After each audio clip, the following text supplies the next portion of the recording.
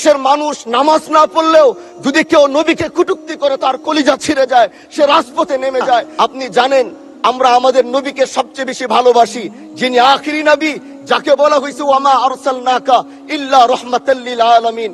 আমরা বারবার দেখছি কিছুদিন পর পর কারা যেন কিভাবে এসে আল্লাহ নবীর শানে কটূক্তি করে, নবীকে নিয়ে অশ্লীল ভাষায় গালিগালাজ করে, নবীর শানে কটূক্তি করে। এই আন্দোলন, এই সংগ্রাম করতে গিয়ে আপনিও মাননীয় স্পিকার দেখেছেন রাস্তাঘাটে আন্দোলন করতে গিয়ে কত মানুষ মৃত্যুবরণ করেছে।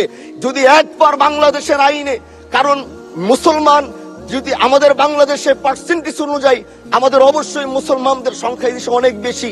আমরা তো অন্য কিছু চাচ্ছি না। এই দেশের মানুষ নামাজ না পড়লেও যদি কেউ নবীকে কটূক্তি করে তার কলিজা ছিঁড়ে যায়, সে রাজপথে নেমে যায়। আমি বলবো যারা নবীকে কটূক্তি করে, নবীর নামে গালিগালাজ করে, এদের মৃত্যুদণ্ড, এই আইনটাও যেন বাংলাদেশের এই সংসদ থেকে পাশ করা হয়।